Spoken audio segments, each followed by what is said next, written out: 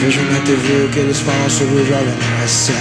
O jovem no Brasil nunca é levado a sério. Vejo na TV o que eles falam sobre o jovem, não é sério. Não é sério. Eu vejo na TV o que eles falam sobre o jovem, não é sério. O jovem no Brasil nunca é levado a sério. Vejo na TV o que eles falam sobre o jovem, não é sério, não. Não é sério.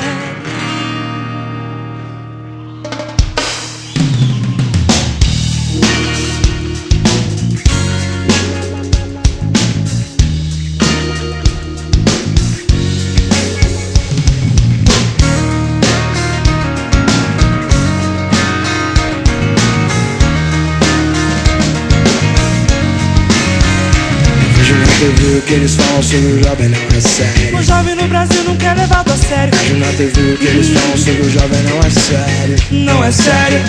Eu vejo na TV o que eles falam sobre o jovem, não é sério. O jovem no Brasil nunca é levado a sério. Vejo na TV o que eles falam sobre o jovem, não é sério. Não é sério.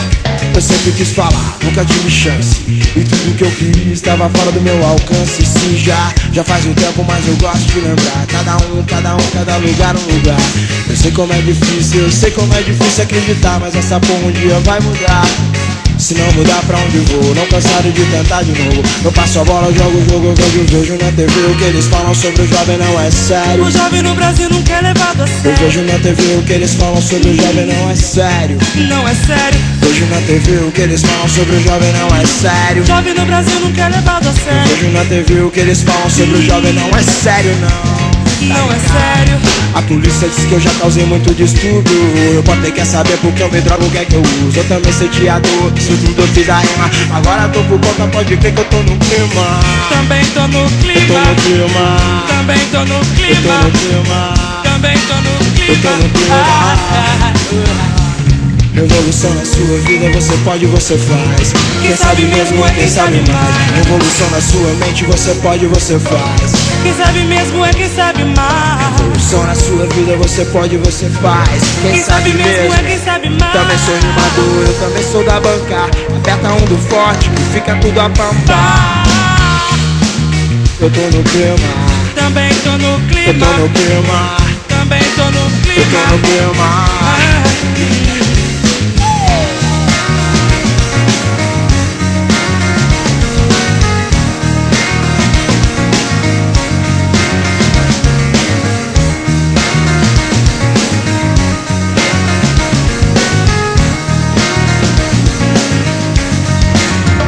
Eu sempre quis falar, nunca tive chance. E tudo que eu queria estava fora do meu alcance. Sim, já faz um tempo, mas eu gosto de lembrar. Cada lugar um lugar.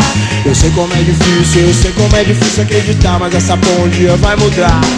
Se não mudar pra onde vou, não cansado de tentar de novo. Eu passo a bola, jogo o jogo, vejo na TV o que eles falam sobre o jovem, não é sério. O jovem no Brasil nunca é levado a Eu sério. vejo na TV o que eles falam sobre o jovem, não é sério.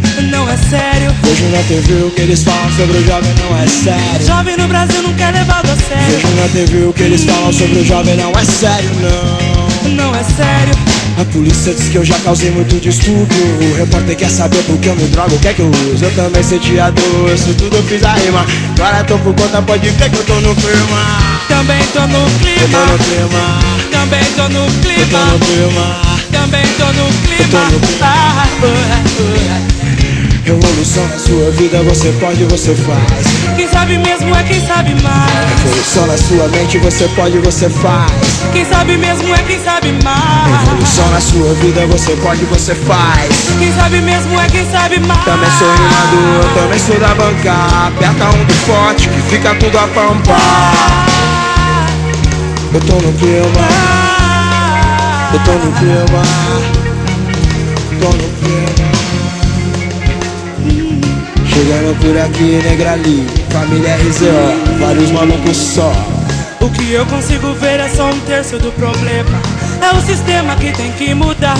Não se pode parar de lutar, senão não muda. A juventude tem que estar afim, tem que se unir.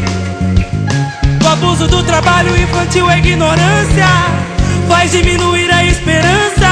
Na TV o que eles falam sobre o jovem não é sério, não é sério. Então deixa ele viver, é o que liga. natureza religiosa, a gente passa por aspectos culturais e teológicos, mas sem fazer teologia, né? Porque teologia no sentido amplo não significa apenas o estudo acerca de Deus, o Deus cristão, mas os deuses como um todo, né? No sentido mais abrangente. E esse módulo ele é uma junção da disciplina de religiões comparadas com história das religiões.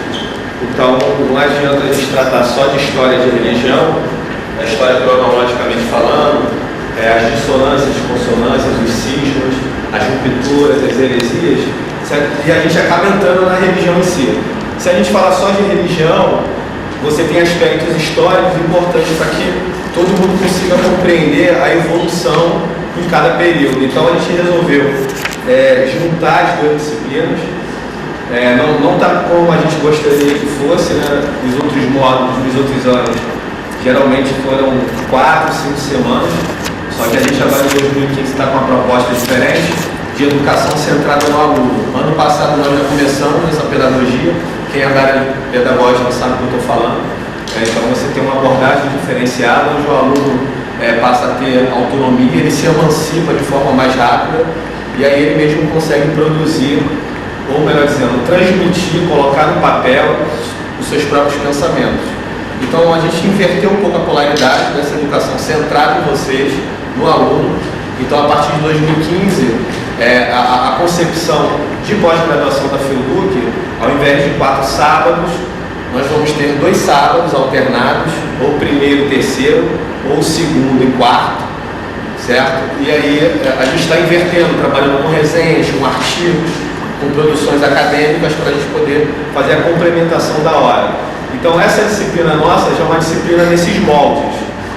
Então aqui a gente evita tocar em alguns pontos meramente para estar se procrastinando, digamos assim, na disciplina. Você fala do que todo mundo aqui já sabe, porque todos já nascem com uma essência religiosa, né?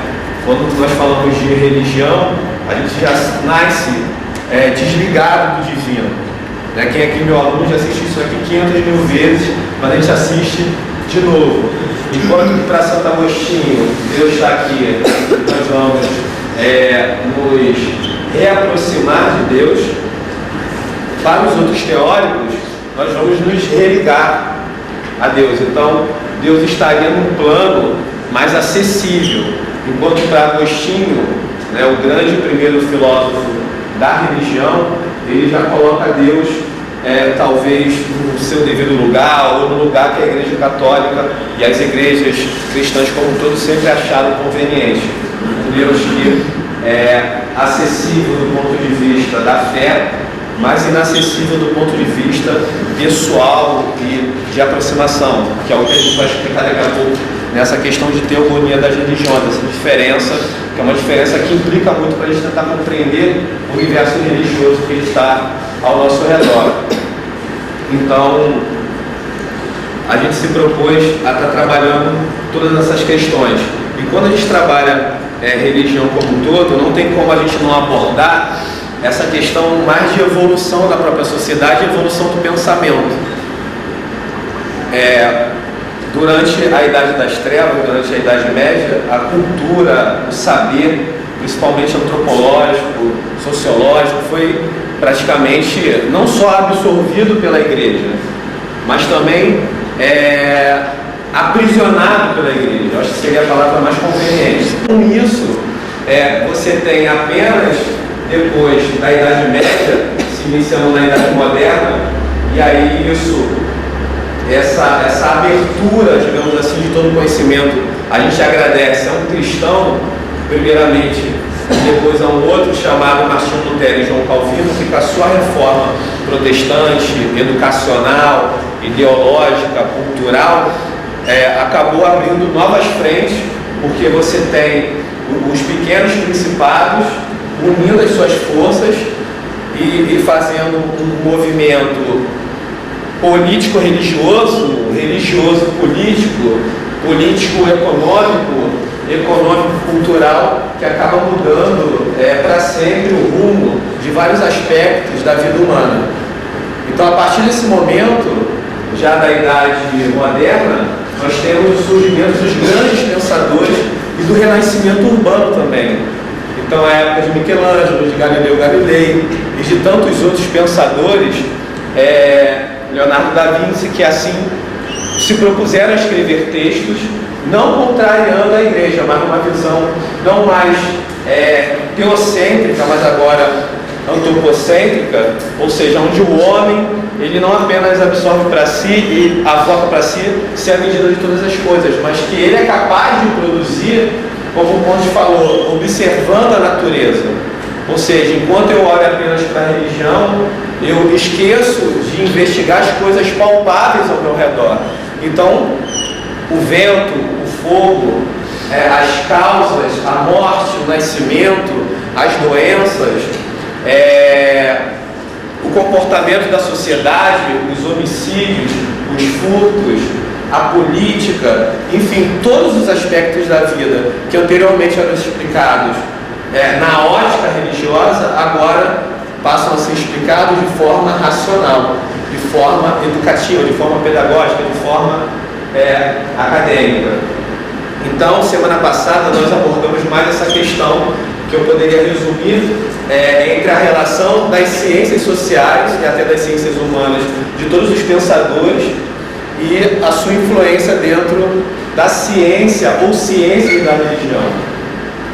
E agora a gente vai estar abordando mais necessariamente os aspectos religiosos, partindo do religioso para as demais ciências. E semana passada nós partimos das ciências humanas e ciências sociais para o religioso, fazendo esse casamento, fazendo essa parceria praticamente inseparável entre ciências sociais e a ciência das religiões. E esse agora seria praticamente o comportamento mais lúdico, principalmente começando, eu volto de novo, em Santo Agostinho, quando começa a perceber que havia uma grande relutância, enquanto o Império Romano do Ocidente, o grande Império Romano, antes de ter a fundação de Constantinopla, você vai invadindo, você vai dominando, você vai conquistando e você acaba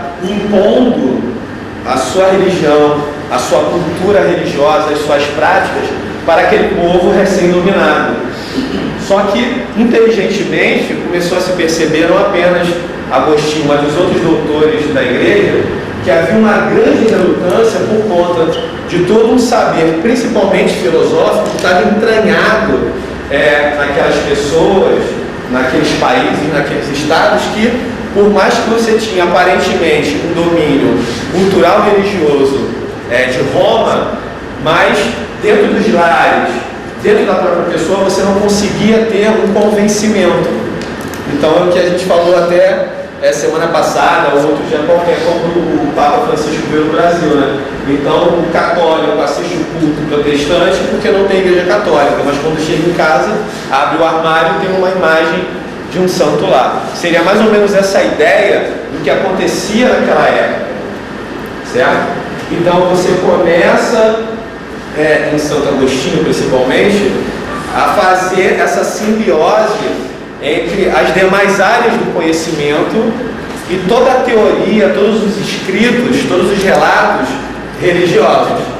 Então você pega todas as questões dos livros da Bíblia e dos livros não reconhecidos, os manuscritos não autorizados, você pega toda essa leitura, todos os livros, e agora você faz uma simbiose, principalmente com os filósofos clássicos, com Platão e Aristóteles, que é até engraçado quando a gente fala que Santo Agostinho ele conseguiu transformar Platão em um paracristão, digamos assim, porque ele foi um dos primeiros reencarnacionistas a acreditar nas questões de cunho espiritualista, Então você pegar um teórico que compreende o renascimento sucessivo das pessoas e você conseguir extrair alguma coisa, o camarada tem que ser muito bom. Então foi assim que podemos dizer que começou essa questão das ciências sociais, das ciências humanas serem apropriadas pelas religiões para que possa estar satisfazendo talvez toda a sua estrutura teológica, toda a sua estrutura de credo. Então eu creio em quê? Eu creio nisso, nisso. E aí passou aquele evangelho, passou aquela evangelização, passou aquela prática religiosa, agora cristã, né, a partir de 391 depois de Cristo, a ser mais acessível aos povos recém-conquistados. Por quê? Porque agora eu não estou apenas numa questão de aspecto bíblico, agora eu estou numa questão de aspecto teórico. Eu tenho um embasamento teórico para isso. Quando Platão disse isso, na verdade ele queria dizer aquilo. Depois Santo Tomás de Aquino, quando Aristóteles disse isso, na verdade ele queria dizer aquilo. E assim a gente vai construindo até hoje, cada um dentro das suas religiões e até nos aspectos diários da vida, né? Às vezes você perde mais tempo convencendo a pessoa a não fazer alguma coisa do que tentar conduzi-la a fazer. Então, na verdade, o que Santo Agostinho começou a fazer isso, conduzir as pessoas a fazer, do que tentar gastar tempo dizendo o que ela não deveria fazer.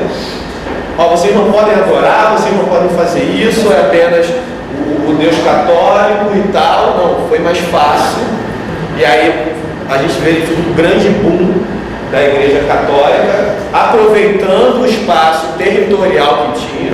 Como eu falei com vocês, não adianta você ter apenas propriedade, você tem que ter domínio sobre o território. Só que, independente da gente ter essa visão de seita ou novas religiões, ou de religiões do jeito que estão, elas passam por esses 4 aspectos aqui, certo? E inicialmente, quando a gente fala de religião como um todo, antes de falar sobre a teogonia das religiões, a gente enxerga que o ser humano, ele entende, ele pensava, ora diretamente ou indiretamente, ora por ação ou por omissão, ele sempre pensava ou na manutenção ou na prolongação da vida, né? Então, antes da gente ter um sistema de crença propriamente dito, a gente pode até afirmar que os primeiros conceitos, os primeiros atos das civilizações pré-históricas, e aí incas, maias, os sumérios, religiões australianas, pré-colombianas, a religiosidade indígena que tinha no Brasil, que se a gente fala que a própria Idade Antiga, ela começa com a escrita em 4000, a gente pode até englobar também os habitantes aqui, os etno-índios, como também essas pessoas pré-históricas e com religiosidade pré-histórica. Então, o consenso que se tem entre muitos teólogos que, dentre todos os rituais sagrados, o primeiro seria o próprio ritual de sepultamento. O homem, antes de tentar compreender, independente de ser uma prática politeísta, uma prática monoteísta, uma prática dualista, o homem, ele se comportava enquanto um ser que entende que ele não está sozinho nesse plano, que existe alguém num plano superior e que você tem que tentar, por meios próprios ou com a ajuda de magos, de xamãs, de sacerdotes, você tentar chegar ou tentar alcançar essa divindade. Então você verifica, e aí as descobertas arqueológicas que datam desde sempre, desde a pré-história, tanto no paleolítico como no neolítico, você verifica fósseis aonde o próprio achado, a própria forma como o corpo foi encontrado, e objetos e vestimentas, você compreende que o ser humano, desde sempre, ele tentava ou pensava numa vida após a morte, ou numa prolongação de se preservar. né? Ora preservando a memória, ora preservando a presença em si, a presença física, enquanto no lar, né, no sarcófago, enquanto no templo, enquanto no palácio, mas o homem compreendia inicialmente essa visão de um prolongamento da vida, e assim você tinha os rituais inicialmente de sepultamento. Então, durante toda essa fase da pré-história, até a invenção da escrita, a gente tem essa concepção. A morte e a própria vida, o nascimento, os dois principais ritos de passagem que cercam a natureza humana, independente de você ter um credo religioso ou não, de você ter uma filosofia de vida não religiosa ou não. E aí, todo esse desenvolvimento religioso, ele atravessa todos aqueles aspectos. Inicialmente, quando a gente fala de economia da religião, a gente tem uma economia familiar. Os produtores de campo, aquela agricultura de subsistência que a gente chama. Então, eu planto para me comer. E depois eu começo a verificar que me falta alguma coisa, então eu vou trocar para que eu também possa continuar me mantendo, ou me alimentando, ou adquirindo bens através da troca, que é o famoso escambo. Então você tem a economia em si, nesse comportamento inicial dessas sociedades mais primitivas, ainda que tenham ou não tenham escrita, ou que já tenham escrita, mas você verifica um comportamento de uma economia que ainda não tinha esse nome de economia propriamente dita. Posteriormente, você tem uma economia mais voltada a uma produção mais em grupos, né? Então, eu tenho uma economia familiar que foi evoluindo para uma economia de grupo. Então, eu tenho os agregados, eu tenho o escravo, eu tenho o estrangeiro que vem se agrupando. E aí eu já passo a ter uma região que começa a produzir algo específico, então cana, café, eu produzo gado, e aí a economia começa também a ser alterada, ela começa a tomar uma estrutura maior. Evoluindo, se entendia também a economia enquanto a capacidade da região produzir e mandar para fora. Então, o bairro produzia, mandava para outro bairro. O município produzia, mandava para outro município. O estado produzia, mandava para outro estado. O país produz, manda para um outro país. Então, era a concepção que também se tinha que economia era isso. Era baseada na produção, certo? E nessa produção, na venda, na exportação para outros lugares, seja no aspecto regional ou no aspecto internacional.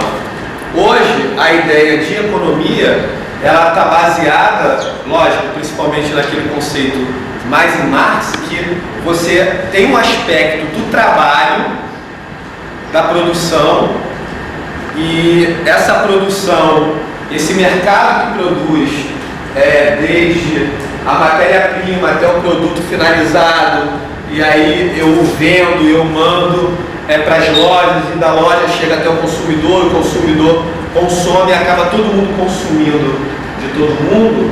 Então essa seria a ideia hoje ideal da economia, que é analisada sob um aspecto de produção imbricada com o trabalho. Eu tenho a força de trabalho e eu tenho os utensílios para se produzir.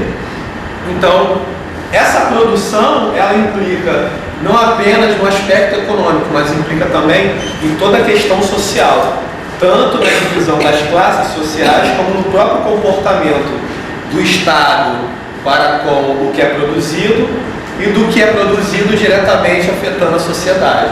Então, hoje, a ideia de economia, no sentido lato, economia como um todo, é fulcrada nessas relações de trabalho e o fruto dessas relações de trabalho. Esse fruto seria as implicações políticas, as implicações sociais, as implicações, agora falando de economia da religião, na religião, influenciando na família, influenciando na escola, influenciando em todos os demais grupos que compõem a sociedade. Então, quando eu pego agora e passo para vocês toda essa ideia de economia, e você pega agora e coloca territórios dominados por determinada tradição religiosa, gregos, persas, egípcios, maias, incas, judeus, primeiramente hebreus, depois judeus, e agora começa a ter todo o desenvolvimento da economia, seja na forma mais primitiva até na forma mais atual, como Max Weber escreveu Ética Protestante e o Espírito do Capitalismo, você começa a enxergar que todo desenvolvimento econômico ele está diretamente ligado à questão religiosa, certo?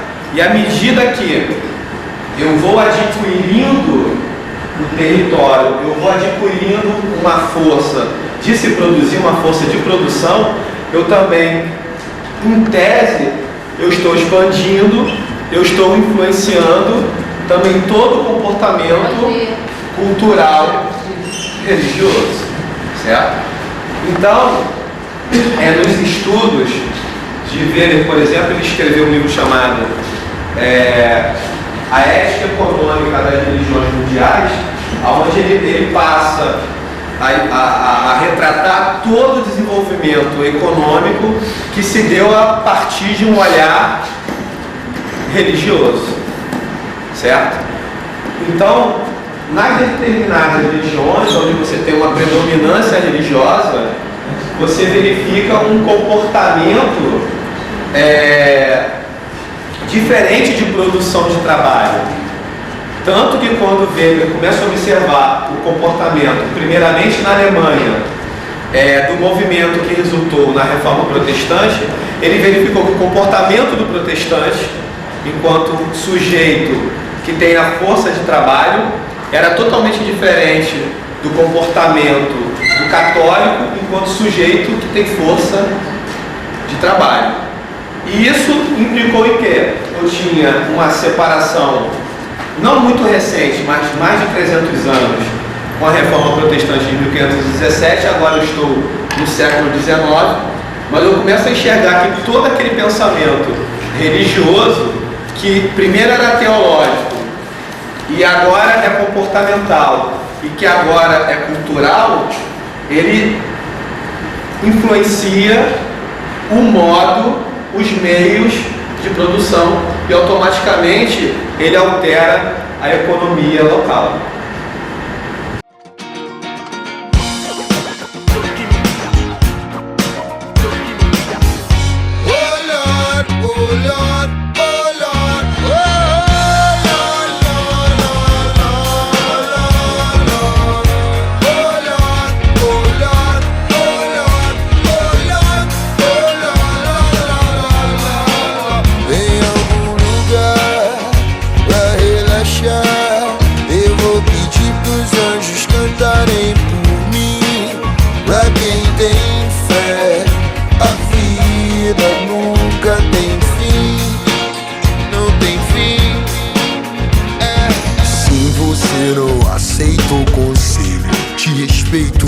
Resolveu seguir, ir atrás, cara e coragem. Só que você sai em desvantagem se você não tem fé. Se você não tem fé. Te mostro um trecho, uma passagem de um livro antigo, pra te provar e mostrar que a vida é linda, dura, sofrida, carente em qualquer continente, mas boa de se viver em qualquer lugar. Volte a brilhar, volte a brilhar. Um vinho, um pão e uma reza, uma lua e um sol, sua vida, portas abertas. Tem algum lugar pra relaxar? Eu vou pedir pros anjos cantarem por mim. Pra quem tem fé, a vida nunca tem fim, não tem fim. Em algum lugar pra relaxar, eu vou pedir pros anjos cantarem por mim. pra quem tem fé. A vida nunca tem fim. Oh Lord, oh Lord, oh Lord, oh Lord, Lord, Lord, Lord, Lord, Lord, oh Lord, oh Lord, oh Lord, oh Lord. Mostro um trecho, uma passagem de um livro antigo, pra te provar e mostrar que a vida é linda, dura, sofrida, carente em qualquer continente, mas boa de se viver em qualquer lugar. Podem até gritar, gritar, podem até barulho então fazer, ninguém vai te escutar se não tem fé, ninguém mais vai te ver. Inclinar seu olhar sobre nós e cuidar. Inclinar seu olhar sobre nós e cuidar. Inclinar seu olhar sobre nós e cuidar. Inclinar seu olhar sobre nós e cuidar. Pra você pode ser, pra relaxar. Pra você pode ser, os anjos cantarem por mim. Pra você pode ser, mas pra você pode ser, pra você pode ser.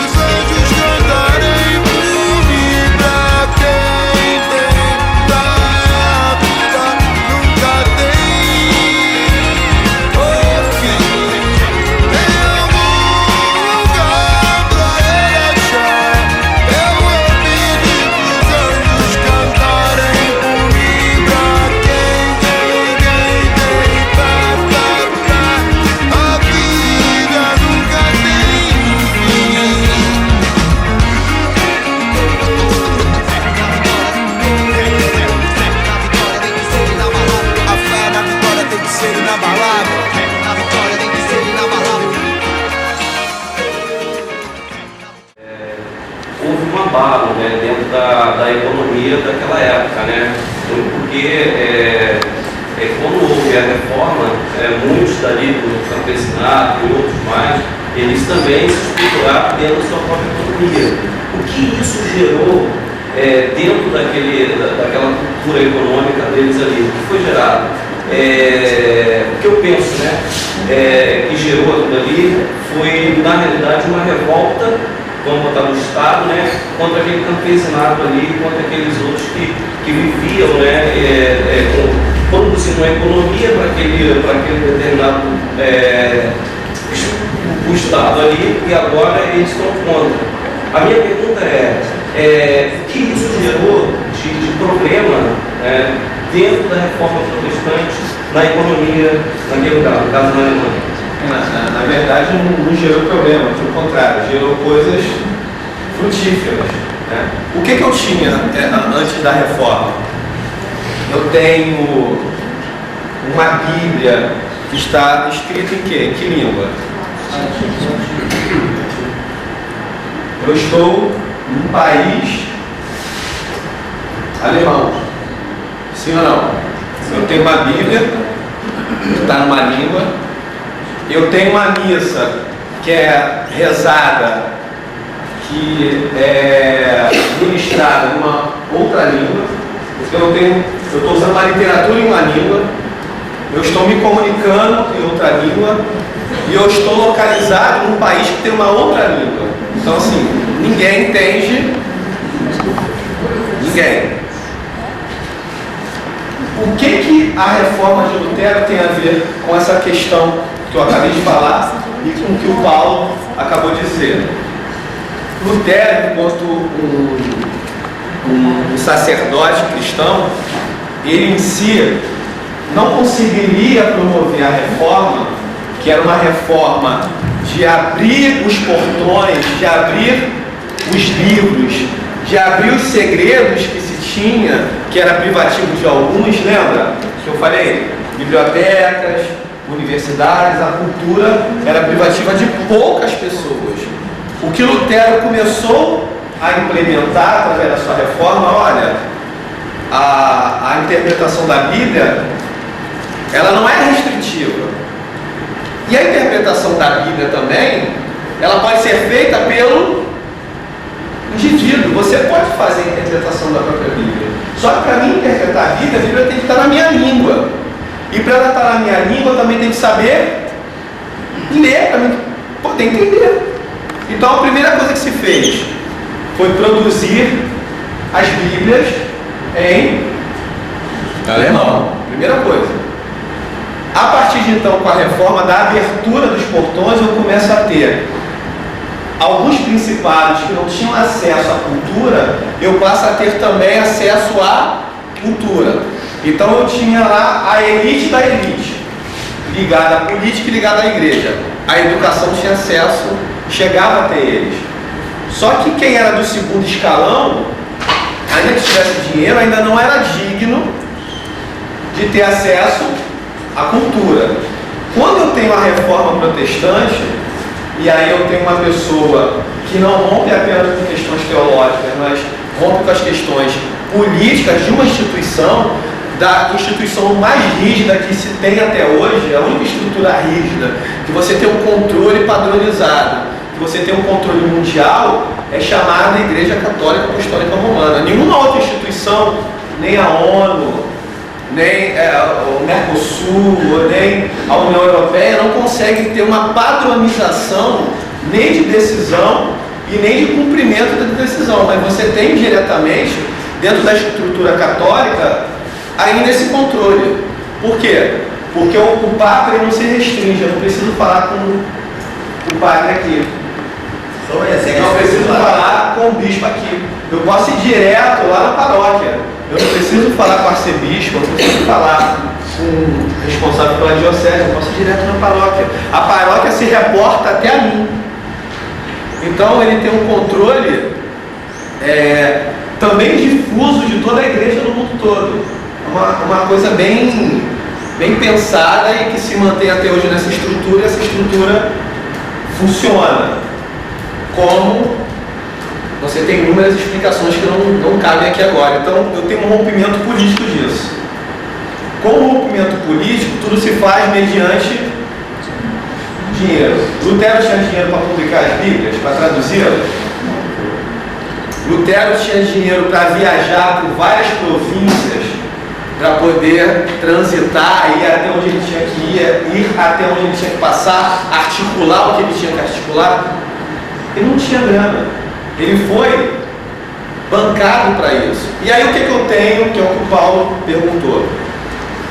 Com esse rompimento, primeiro de idade, tinha acabado de acabar a Idade Média. O último grande império tinha caído. Certo? Que é o Império Romano. Então o que eu tenho agora? Eu tenho agora um renascimento urbano, que é um renascimento cultural, educacional e social. O que culminou na Revolução Francesa, o que culminou na Revolução Industrial, começou há anos atrás. E aí começou nessa abertura dos portões do conhecimento. Uns dizem a abertura da Igreja Católica, outros dizem a abertura das bibliotecas, outros dizem o rompimento de uma política educacional, e agora eu tenho uma nova filosofia educacional, mas traduzindo, eu tenho a abertura para o conhecimento. Eu consigo agora ver o mundo, como é que funciona. Eu acabo tendo agora uma força, porque quando eu tenho briga de poder, e acaba essa briga gerando um certo vácuo de poder, justamente o vácuo de poder é identificado onde? Nas periferias das periferias, porque eu só estou preocupado enquanto igreja na contra-reforma católica, eu só estou preocupado enquanto eu escrevo 95 teses de protesto, e depois João Calvino começa a dizer o que é protestantismo. Eu estou me preocupando com os grandes centros, e os grandes centros estavam nos países principais da época, certo? Então, eu tenho França, eu tenho Alemanha, eu tenho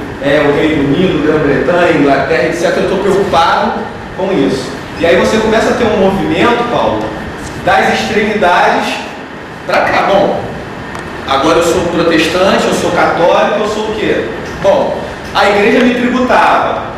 O protestantismo não tributa ninguém. Então a igreja não está mais aqui, o protestantismo também não vem aqui, então eu vou produzir o que eu tiver de produzir. Só que ao mesmo tempo, por isso que eu falo que é uma revolução de conhecimento chegando, que implica primeiro esses aspectos de liberdade de produção, de liberdade mais familiar, criou toda uma estrutura teológica para poder refutar a igreja.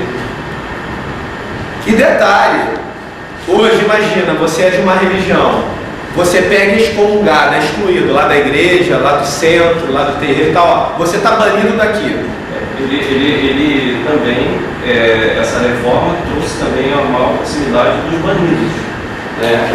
E também já tinha um conhecimento dentro da igreja, esses que foram banidos, e isso aí também aumentou mais Então eu tenho um camarada herege, que é excomungado, e faz que nem Leonardo Boff fez, continua falando que a igreja católica está errada.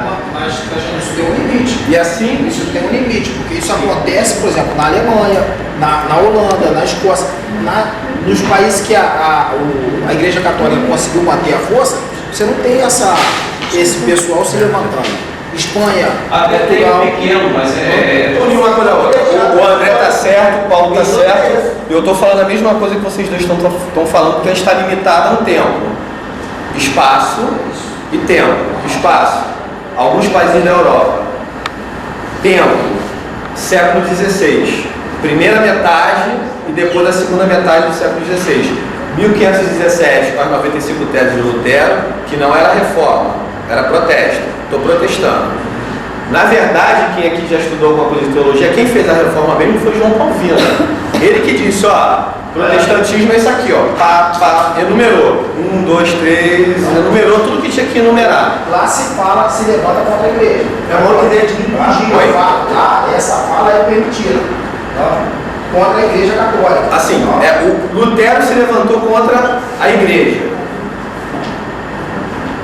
João Calvino se levantou contra a teologia, ele construiu uma outra teologia. Lutero, ele atacou toda a estrutura da igreja, então não foi nada apenas teológico.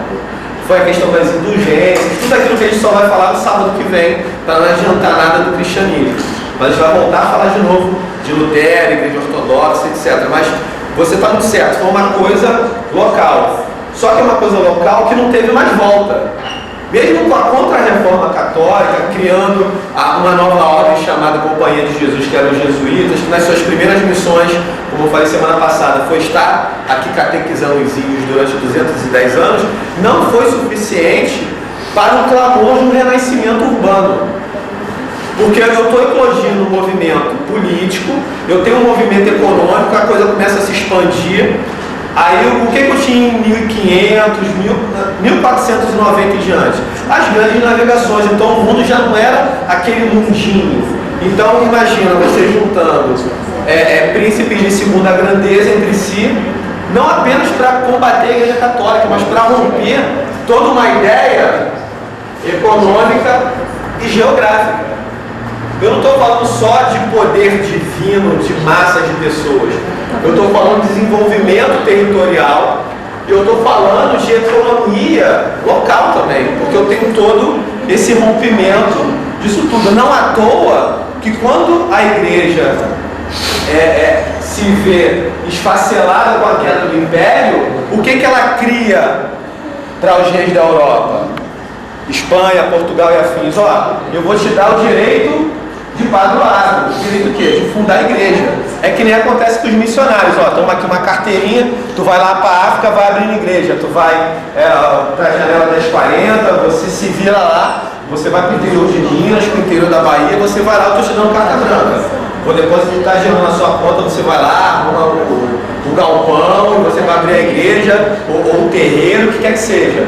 Foi mais ou menos isso que a igreja começou a fazer após a queda do Império Romano. Tem o finalzinho do século XV, 1480 e afins, que começa a expansão marítima, territorial, e aí eu tenho a invenção de várias coisas, instrumentos de navegação, produção compilada de armamento, treinamento de exército de forma mais eficaz.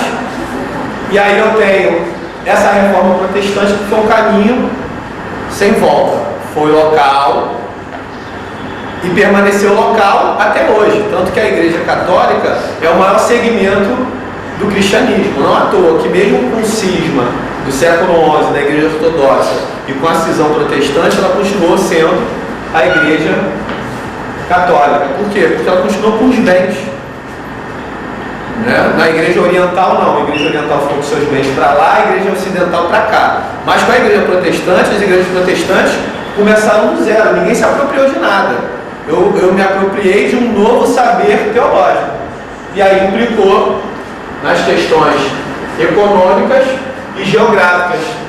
Por quê? Porque tantos antropólogos, historiadores e sociólogos falam, aonde eu tenho o predomínio islâmico, aonde eu tenho o predomínio judeu, aonde eu tenho o predomínio católico, onde eu tenho o predomínio protestante, a economia, o trabalho, a forma de economia, capitalismo e afins se desenvolve dessa forma. Esse rompimento com a Igreja Católica, Lutero na Alemanha, o Calvino na Suíça, também vem uma ideologia de cima para baixo, que só vai ser discutida lá na frente.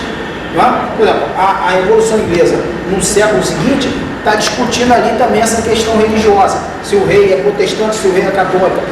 A própria Revolução Francesa, né, vai tentar combater a ideologia da igreja, que ainda está muito presente na França. Sim, então, e aí é o que a gente falou semana passada, Lutero e Calvino sobreviveram e acabaram construindo uma nova tradição religiosa chamada protestantismo. Mas inicialmente eles eram hereges, que é o que a gente falou. Passou um tempo, eles conquistaram seus adeptos, até porque não tinha uma outra forma dominante de religião. Eu não tinha um pensamento islâmico, nem para que você pudesse discutir. O que eu tinha mesmo com a reforma? O que eu tinha com a reforma? Eu tinha isso daqui, um exclusivismo religioso. Talvez se tivesse um pluralismo, poderia tudo ter sido diferente, mas não, eu estou rompendo politicamente. Agora eu estou rompendo teologicamente, mas eu continuo aqui, continuo sendo cristão. Só que as diferenças comportamentais, por conta do aspecto teológico, influenciou aqui e na história. E também, professor, se eu me permito, as datas que são colocadas para a gente ter uma referência, esses fenômenos sociológicos ainda vão apresentar resquícios décadas seguintes também. Não é porque o Império Romano acabou naquela data ali que você ainda não vai ter resquícios sociológicos. Não, isso não vai perdurar anos, é só uma referência que a gente tem. Então, não é. Só que para perdurar anos, é quando você tem um ranço de continuidade. O que aconteceu com a reforma protestante, que acabou influenciando, pessoal, vamos voltar para cá, as questões econômicas, geográficas e históricas, é porque aquele pensamento herético, aí é o que eu dizia, eles foram excomungados, não esquentaram a cabeça enterecida, excomungado. O pensamento foi oficializado. Aí o pensamento de um se transformou no pensamento de alguns, e aí foi um grupo maior. Aí esse grupo maior, que eram apenas pequenos hereges, se transformou numa seita, e aí morreu Lutero, morreu Calvino, e aí vieram os demais. Jacob Arminio discordando de Calvino, mas mantendo os crucifixos. E aí veio Pontilique, e aí vieram outros pensadores que mantiveram o exclusivismo daquela religião, que é o que no intervalo Sanches me abordou ali, e é totalmente coerente. Quando eu parto de mim para os outros, fica tudo mais fácil ou tudo mais difícil. Então pedra, fogo, vento, duendes, sereias e qualquer outra criatura que se pareça ter uma conotação, né, Raquel, religiosa, né? Então tem um aspecto, aquele ser, aquela coisa, ela pode se tornar sagrada. Para mim ela é sagrada. O raio bateu numa pedra, a pedra é divina. A árvore frutificou num solo árido, não fértil. A árvore é divina, é sagrada. E assim, ratos e vacas e inúmeras outras criaturas e seres que acabam tendo conotações divinas. Aí eu tenho a monolatria, que não que você pensou, não tem nada a ver com mariolatria, que é outra coisa. Que aí a professora Cláudia deve ter passado para vocês, já que ela é mariólatra, né? Que ela diz, né? Então, essa monolatria é o seguinte: eu tenho vários deuses, então eu escolho um Deus, e esse Deus vai poder atender todos os aspectos da vida para mim. Fala aí, Batera. Então, na monolatria, eu tenho lá 5 deuses. A Elza escolhe um. Eu quero cultuar o Deus A. Aí a Ana escolhe o Deus B. O Deus A vai atendê-la tanto quanto o Deus B. Monolatria, eu escolho um Deus, irei adorá-lo e ele me levará pelos bons caminhos, digamos assim. Logo em seguida, talvez logo ao mesmo tempo, tanto o politeísmo como a monolatria, elas podem ser identificadas na mesma época. No politeísmo, eu tenho vários deuses para vários aspectos diferentes. Monolatria, eu tenho vários deuses que podem me atender de forma igual. No politeísmo, eu tenho vários deuses que dominam aspectos diferentes.